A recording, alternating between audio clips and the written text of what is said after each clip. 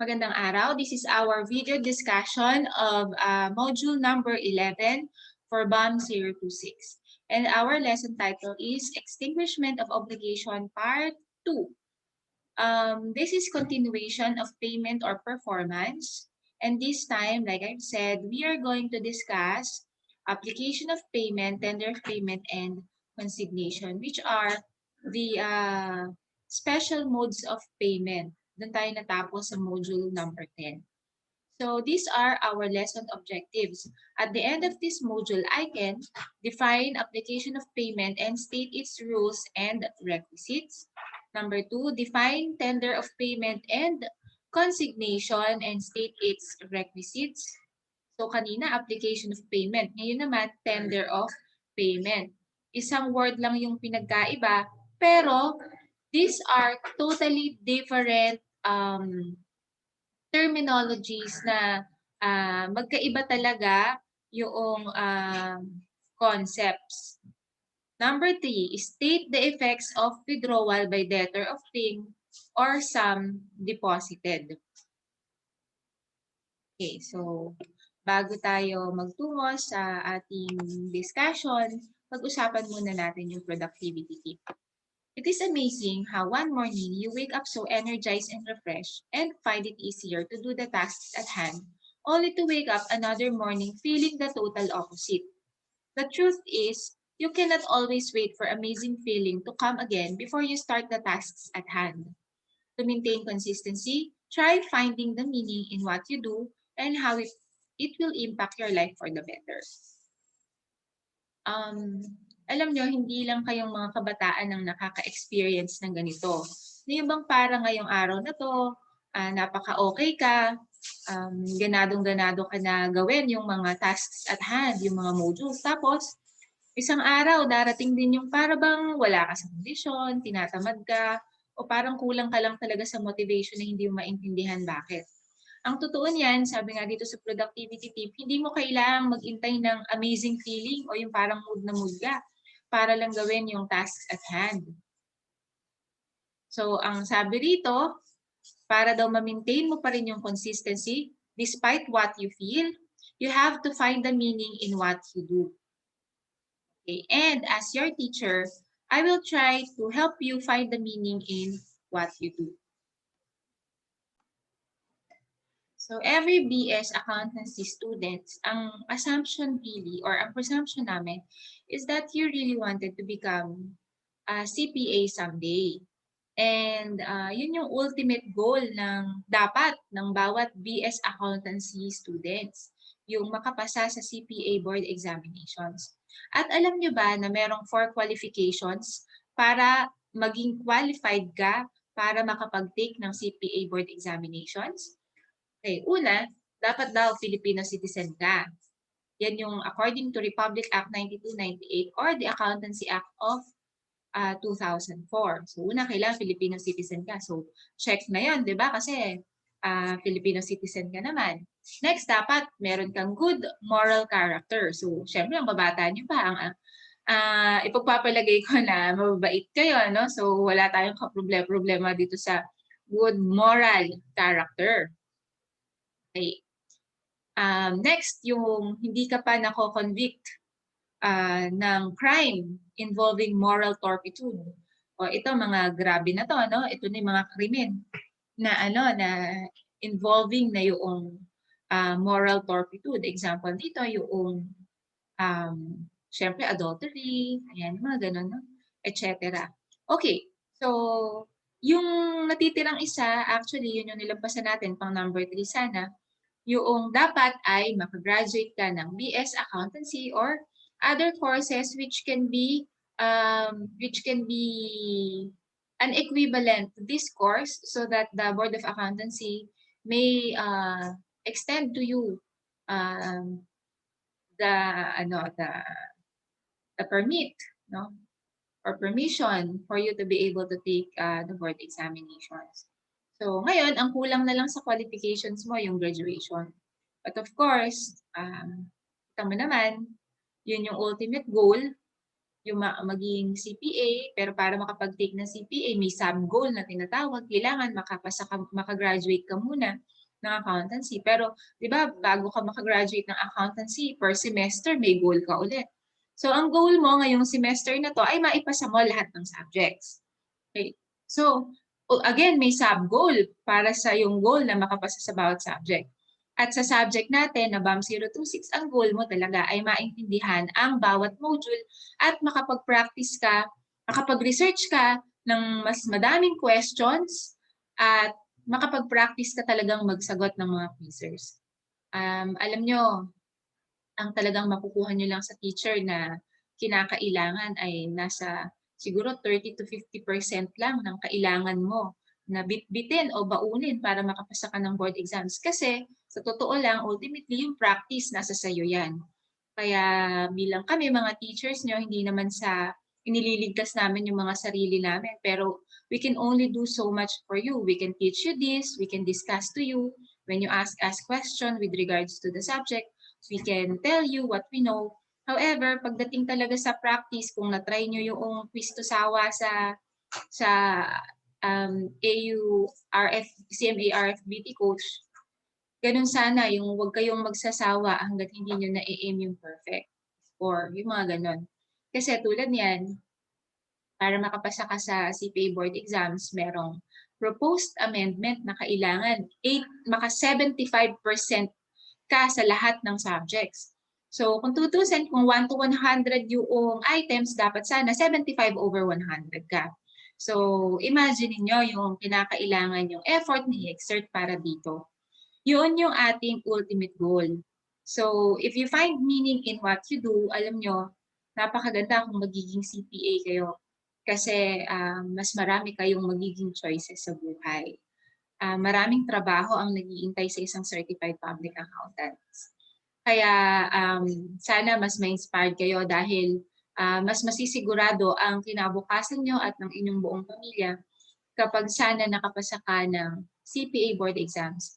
Pero alam nyo, hindi naman sa pinipressure ko kayo kung ano pa man.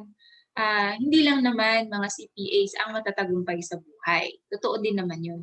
Pero, isa lang ang sigurado, lahat ng matatagumpay sa buhay ay consistent. At hindi sila nag-iintay ng amazing feeling, kagaya ng sinasabi sa productivity tip, para lang maumpisahan ang task at hand. So sana kahit medyo mahaba yung naging discussion ko sa productivity tip, sana ma-inspired kayo. Ayan. So, punta na tayo sa lesson review. So you learned from our last lesson that one of the modes of extinguishment of an obligation is by payment or performance. Excuse me lang kay Bruiser. Ayan. Payment must only be given to certain individuals. Otherwise, payment may not be considered as valid. Also, to be considered as valid, payment or performance must be complete. The debtor cannot force the creditor to accept partial payment or incomplete performance. You also learned that a third person who is not interested in the fulfillment of the obligation may not force the creditor to accept payment. So like I have discussed with you before, the creditor may not be forced by a third person to accept payment, but it does not mean that the creditor is strictly prohibited from accepting the payment. So in this particular review of the previous lesson, sana by now alam nyo na meron lang mga individuals kung saan yung debtor ay pwedeng magbayad at i-considered na valid yung kanyang pagbabayad. Okay? So sana naalala nyo pa yun, ano? Kanino lang ba dapat pwedeng magbayad ang isang debtor? Okay. At saka yung tanong na pwede bang pilitin ng third person si creditor na tanggapin yung bayad niya? Parang ipinagbabayad niya yung original debtor. Pwede ba niyang pilitin si creditor? So, alam niyo rin yung sagot dyan. The answer is, Answer is, ayan. Kung clueless ka, kabahan na tayong dalawa ha. Balikan mo yung dating video. The answer is no. Hindi pwedeng pilitin ng third person si creditor na tanggapin yung bayad niya in behalf of the debtor. Pero pwede bang tumanggap si creditor ng bayad from third person if he wanted to? The answer is yes. Okay. So in this module, dito tayo, we're ready to learn the special forms of payment. Under the Civil Code, the following are the special forms of payment. Dation in payment, application of payment, payment by session, tender of payment, and consignation. So in this module, I will discuss with you the application of payment and tender of payment and consignation. Okay. So of course, you need to pause this for a while and do the what I know chart. Welcome back. So pag-usapan muna natin yung application of payment. Ano ba ang application of payments? It is the designation of the debt to which should be applied the payment made by a debtor who has various debts of the same kind in favor of one and the same creditor. So, alam ko medyo nagdaan lang sa tenga nyo yung meaning, ano?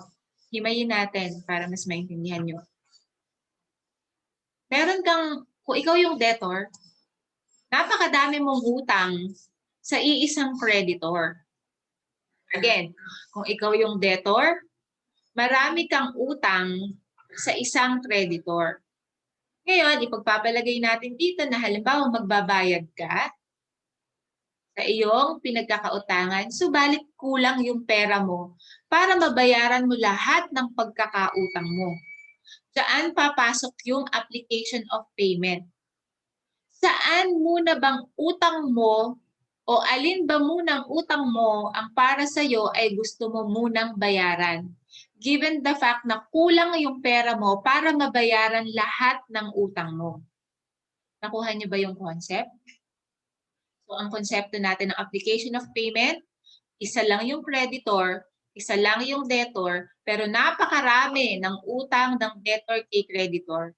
At kulang yung pera na pambayad niya para sa lahat ng pagkakautang niya. Yan. So, kung ikaw yung debtor, ano muna bang utang mo ang gusto mong bayaran? Siyempre, yung tumutubo ng mas malaking interest, di ba? Ayan, po pwede yun. Kasi, interest tumatagal, mas lalaki yung babayaran mo doon sa pagkakautang mo na yun. Kaya, mas maganda sana yun yung una mong i-cancel, di ba? O yun muna yung una mong bayaran. Ito yung pinakapuso ng application of payments. Okay, let's continue. Dito tayo ha, huwag kayong maliligaw. Ayan, dito tayo sa may hinighlightan ko. So the main concept of application of payment is that a debtor who has many debts of the same kind to one creditor may choose as to which debt he would like to pay first because the amount he gave as payment is not enough to cover all debts that are due. So yan yung ipinaliwanag ko sa inyo kanina lang na gusto niyang nagbayad siya pero yung pera na ibinayad na ay kulang para mabayaran niya lahat ng pagkakautang niya. Ayan. Okay. Ano ba importante pang isa dito na hindi ko nabanggit kanina? Dapat yung utang, ito of the same kind. Pera kung pera, di ba? Ganon. Dapat same kind. So, halimbawa, hinaba-haba ng listahan niya, pera, may utang pa siya na gamit, no? So, hindi natin pwede i-apply yung application of payments doon. Kasi ang sabi rito, dapat debts of the same kind. Tuloy natin. May requisites yan.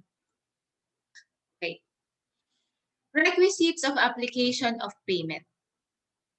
So the following are the requisites of application of payments. First, there must be one debtor and one creditor. Second, there must be two or more debts. Number 3, the debts must be of the same kind. And then number 4, the debts to which payment made by the debtor has been applied must be due. And the payment made must not be sufficient to cover all the debts.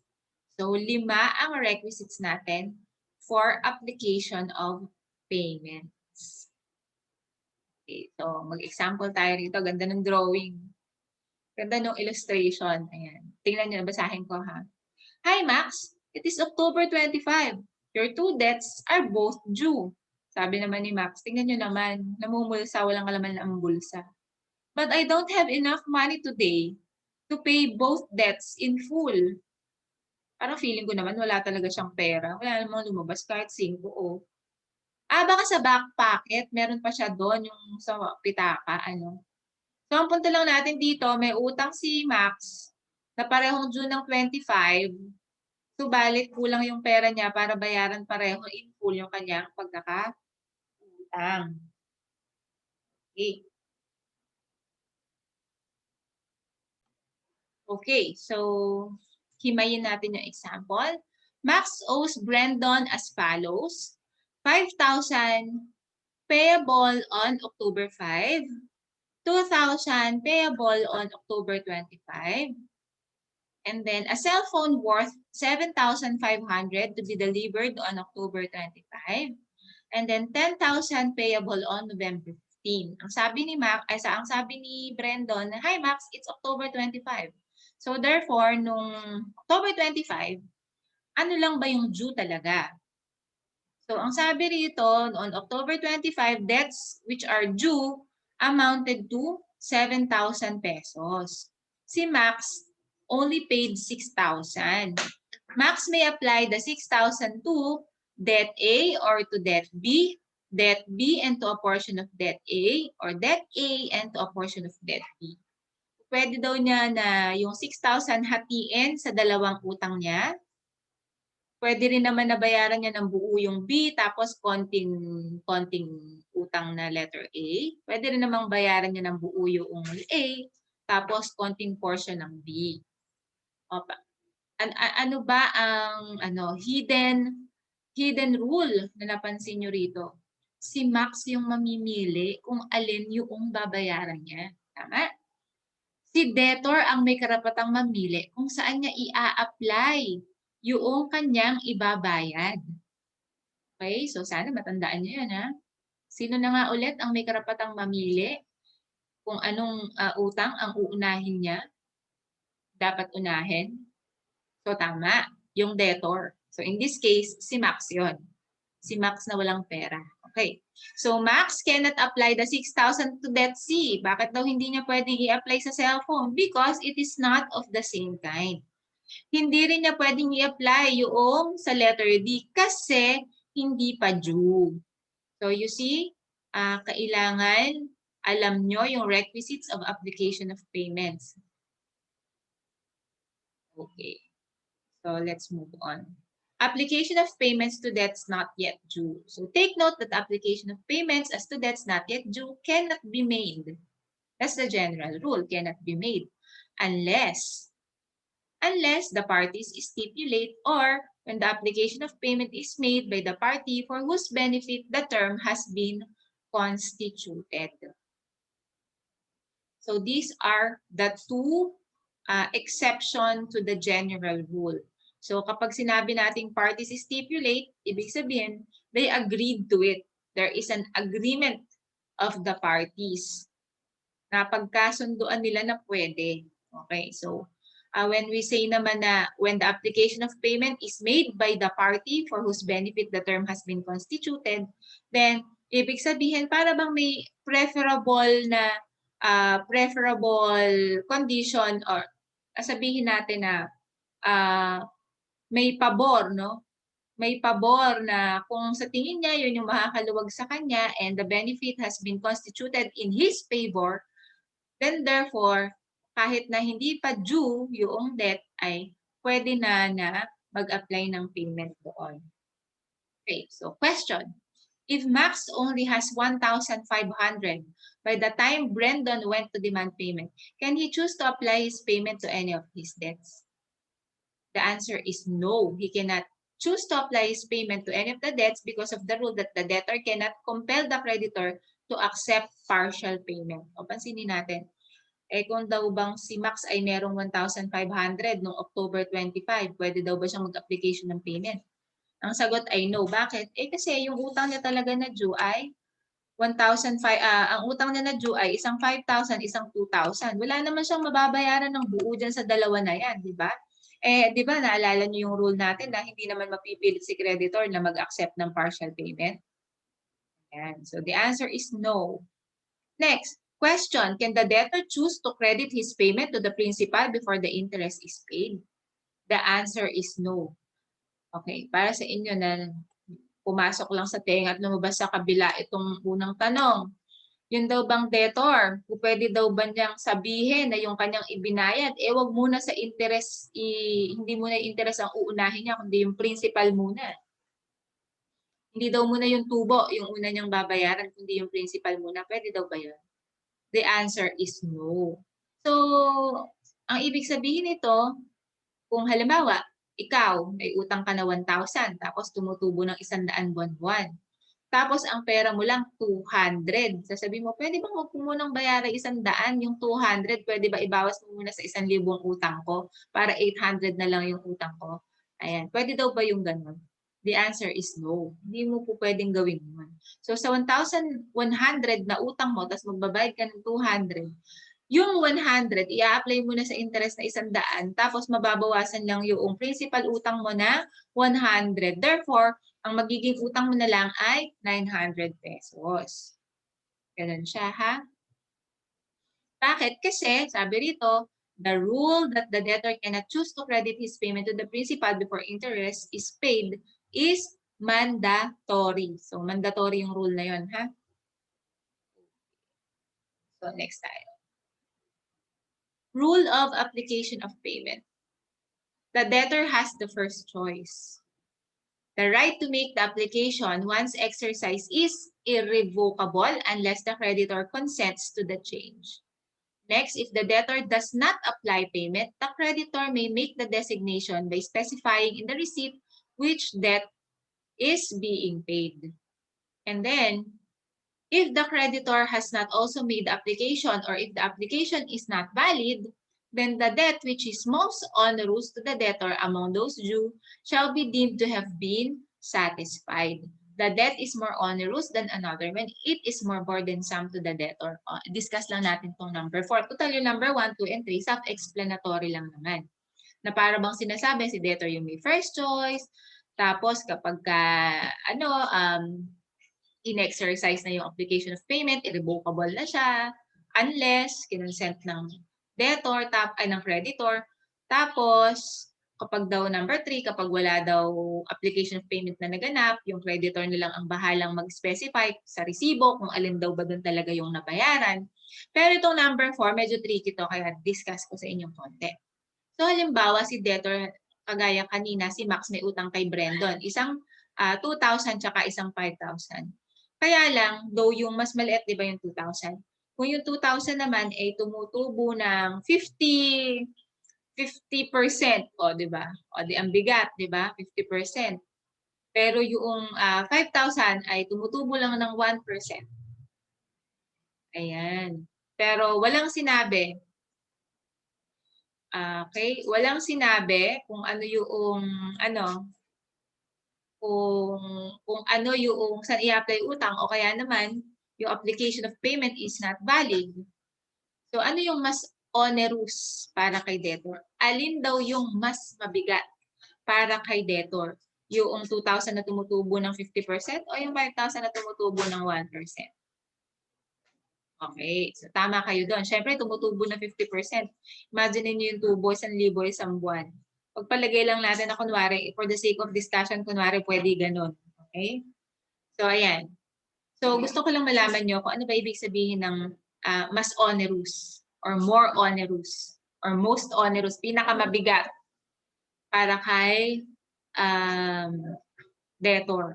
So, kung ano yung pinakamabigat sa kanya, doon natin i-apply. Number 5, if the debts due are of the same nature and burden, the payment shall be applied to all of them proportionately. Pero kung magsising bigat lang daw, yung utang, magsising hirap bayaran, no?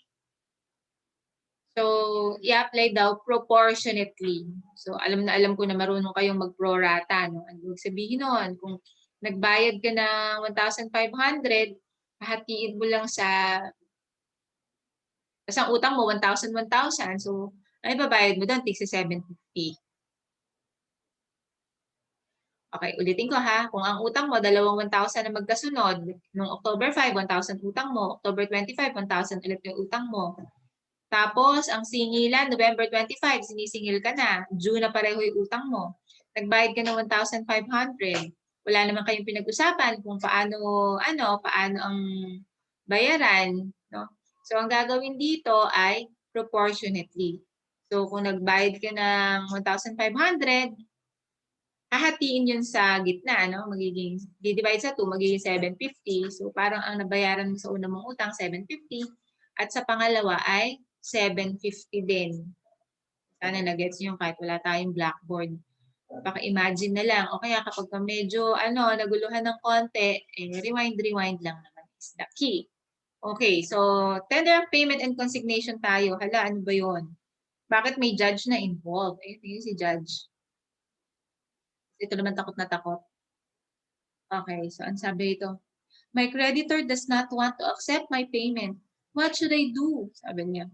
Sabi naman ng judge, you can deposit it in the court. It's called consignation. O, di ba? Nag-lecture pa si judge. So, yung pala yung sabihin ng consignation, i-deposit sa korte yung bayad. Kasi alam nyo, minsan, yung may mga creditor, hindi nyo naman alam kung nasaan. Eh, syempre, ikaw na debtor, may isang salita ka, may kusang palo ka, no? Handang-handa mong bayaran yung pagkakautang mo kahit hindi mo alam kung nasa yung creditor. Or, come worse to worse, may mga creditor ayaw tumanggap ng bayad, ah. So, kung ayaw tanggapin na may bayad, which is, I don't know, very strange, o very hindi naman yan madalas, not common, kamo na. Pero syempre, ikaw na gusto mong magbayad, umaandar yung interes, gusto mo nang maputol yung mga obligasyon, anong yung gagawin? Ang sabi rito, you can go to court and make a consignation or effect consignation. That's the right terminology. So, ano ba yung tender of payment? Ang tender of payment, it is the act of the debtor of offering to the creditor the thing or amount due. O, diba? Yung nagbabayad ka na ng utang mo, inaalok mo na nabayaran yung utang mo. Ang tawag na pala dun ay tender of payment. So, ano naman yung consignation? It is the act of depositing the thing or amount due with the proper court when the creditor does not desire or cannot receive if after complying with the formalities required by law. So, marami kasi nga sabi ko sa inyo, maraming senaryo, no? Kung pwedeng the creditor does not desire or cannot receive for some reason, wala siya sa bansa o tatago siya, no? We don't know. But the point here is, you can't find the creditor. Okay, let's talk about Article 1256. If the creditor to whom tender payment has been refused without just cause. Importante ito ha. Without just cause. To accept it, the debtor shall be released from responsibility by the consignation of the thing or sum due. Consignation alone shall produce the same effects in the following cases. When the creditor is absent or unknown and does not appear at the place of payment, when he is incapacitated to receive the payment at the time it is due, when without just cause he refuses to give a receipt, when two or more persons claims the same right to collect, and when the title of the obligation has been lost. So, ang sabi rito, ito yung mga iba pang mga grounds kung saan pwede ka nang mag-effect ng consignation. Okay, so 5 yan. Sana ma-memorize mo yan. Next. In the 5 cases mentioned in the second paragraph of Article 1256, tender of payment is not necessary before the debtor can consign the thing due with the court. So, ang sabi rito, dito daw sa 5 na to, ito sa 5 na to, yung tender of payment o yung pag-aalok ng debtor sa creditor na tanggapin yung payment, ay hindi na daw necessary. So, ibig sabihin, po pwede na siyang magpunta sa court. Ano ba kasi ang ibig sabihin nito? Bakit ba kasi may ganyan pa? Ideally, bago ka sana makapag-effect ng consignation sa korte, dapat man lang sana makapag-tender of payment ka. Kasi nga, iintayin mo sana na tanggihan ng creditor yung bayad. At dapat sana wala namang just cause para hindi niya yung tanggapin. Pero may mga instances kasi na hindi na kinakailangan na may tender of payment muna bago mag-effect ng consignation. At ito nga yung 5 na grounds na yon. Okay? So, ayun. Ulitin ko lang. Sana ma-memorize nyo yan. Okay, next. Effect of withdrawal by debtor of the thing or sum deposited. So after the consignation has been duly made, the debtor may ask the judge to order the cancellation of the obligation. And before the creditor has accepted the consignation or before a judicial declaration that the consignation has been properly made, the debtor may withdraw the thing or the sum deposited, allowing the obligation to remain in force. So if the debtor withdrew the thing or the sum deposited, the court cannot cancel his obligation. So therefore, the debtor is still obliged to pay the creditor. Okay. Ano ba yung withdrawal na pinag-uusapan natin dito? Eh di ba nga nag-effect ka ng consignation? Ikaw kunwari si debtor. Kapag nag-effect ka ng consignation, ibig sabihin yung bayad, i-deposito mo na sa korte. Dito, ano daw ba yung effect kapag yung dineposito mo sa korte na bayad na yon ay withdraw mo? O, nagkaintindihan na ha? Okay. So, ang sabi rito, kapag daw after yung consignation ay nagawa na, ibig sabihin, ando na yung bayad at dideposito mo na sa korte. Okay, tas withdraw mo. Ang sabi rito, the debtor may ask the judge to order the cancellation of the obligation. Okay. Next. So, kapag ka naman daw yung creditor inaccept yung consignation, o kaya naman before the judicial declaration that the consignation has been properly made, then the debtor may withdraw the thing or the sum deposited, allowing the obligation to remain in force. So, kumbaga, may standing obligation pa siya kapag ka daw before yung creditor ay inaccept yung consignation. O kaya naman before the judicial declaration na may consignation. Okay. Kasi ganito yan. Kapag nagpunta ka sa korte, tapos nag-effect ka ng consignation, syempre mag-iintay ka rin naman na ideklara ng korte na proper yung consignation na ginawa mo. Ngayon, bago pa magawa ng korte na ideklara na proper yung consignation na ginawa mo, ay nagpunta ka ulit sa korte para i-withdraw yung dineposito. Ano mangyayari doon? So, ang mangyayari doon, di syempre may obligation pa rin yung debtor. Okay? May obligation pa rin siya. Ayan. Next. So if the debtor withdrew the thing or the sum deposited, the court cannot cancel his obligation. Yun yung kanyang effect. So effect of withdrawal with authority of creditor. Withdraw yung thing deposited pero pinayagan ng creditor. Ano daw yung effect nun? If after the consignation, the creditor authorized the debtor to withdraw the thing or the sum deposited, the creditor shall lose every preference which he may have over the thing. The co-debtors, guarantors, and sureties shall be released. So, ito naman ang effect of withdrawal with authority of the creditor. Okay, so as your first oral recitation for the second period, using blindfold, please have yourself a video of yourself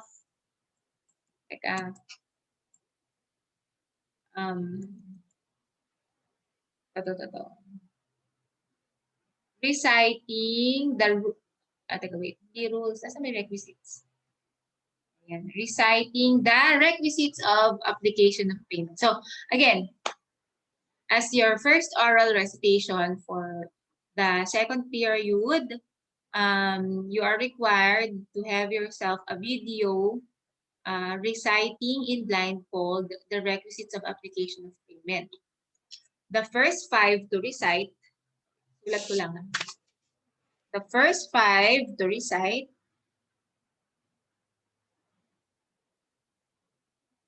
kasi ayoko itong makalimutan. The first 5 to recite the application of payments will receive +5 in the examination. Okay, quiz lang naman. Quiz number 2, hindi quiz number 1. Kasi yung quiz number 1 natin ay design siya na ma-perfect ng bawat isa. Kasi quiz to sawa yun. Try to sawa, sorry. Try to sawa hanggang sa ma-perfect. Ngayon, kung halimbawa, hindi pa niya na-perfect, nagsawa na siya, kung ano yung highest score niya, yun yung i-record ko. So that is our quiz number 1, kaya hindi ko dun ilalagay yung +5 kasi there's a big chance na talagang lahat ay makakuha ng perfect score. Kasi nga, trial all you can, yung quiz number 1. So ito ay sa quiz number 2 ko ilalagay yung +5 sa first 5 to recite the application, the requisites of application of video. So I hope that you learned something from our discussion in module number 11. See you all in the next video discussion. Bye for now.